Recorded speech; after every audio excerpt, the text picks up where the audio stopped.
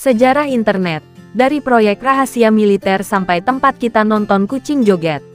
Bayangin hidup tanpa internet, nggak ada Google, nggak ada WhatsApp, nggak ada TikTok, dan yang paling horor, nggak bisa nanya ChatGPT. Gimana rasanya? Sunyi, sepi, kayak sinyal di desa pas hujan badai. Tapi pertanyaannya, siapa sih yang pertama kali kepikiran bikin internet? Dan kenapa awalnya malah urusan perang? Hari ini, kita bakal ngebahas sejarah internet. Dari yang awalnya cuma eksperimen militer, sampai sekarang jadi tempat kita cari tutorial masak mie instan. Dunia sebelum internet ada, hidup manusia itu ribet. Kalau mau cari informasi, buka buku tebel, ke perpustakaan, tanya orang pinter, yang kadang jawabnya, cari sendiri, ngirim pesan, nulis surat, nunggu berhari-hari, kadang nyampe, kadang hilang entah kemana.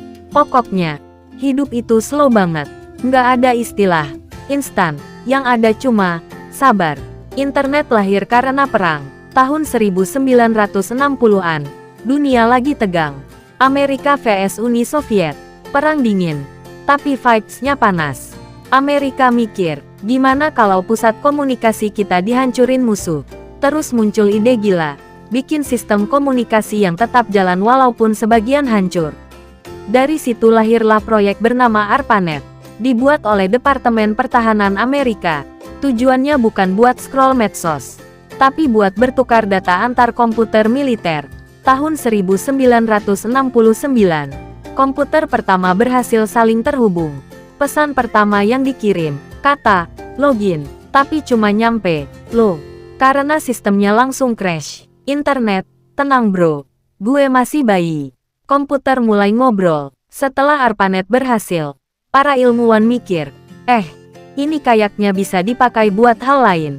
Universitas mulai ikut gabung. Komputer di kampus A bisa ngobrol sama kampus B.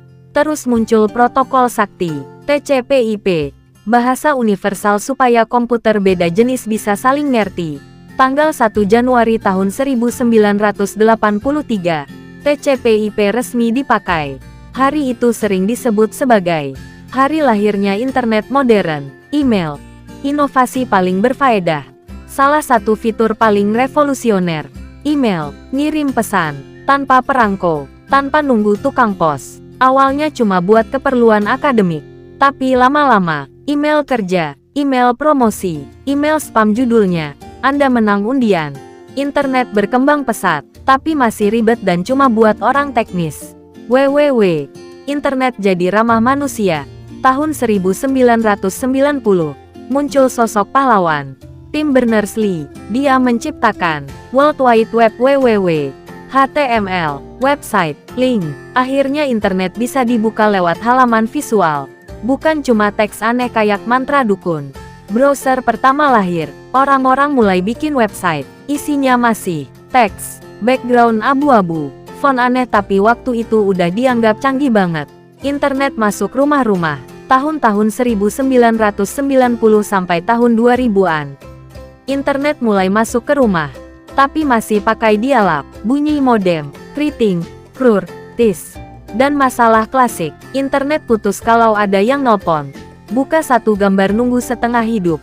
Tapi dari sinilah, Yahoo, Google, Friendster, Facebook, mulai bermunculan. Manusia mulai kecanduan, tapi belum sadar. Internet di kantong celana, masuk era smartphone. Internet yang dulu, mahal, lemot, ribet, sekarang, cepat, murah, selalu di tangan. Muncul Instagram, YouTube, TikTok, streaming, game online. Internet bukan cuma alat komunikasi, tapi bagian dari hidup manusia. Bangun tidur, cek HP. Mau tidur, cek HP. Lagi ngumpul, tetap cek HP. Internet sekarang dan masa depan. Sekarang internet dipakai buat kerja, belajar, bisnis, hiburan, bahkan cari jodoh.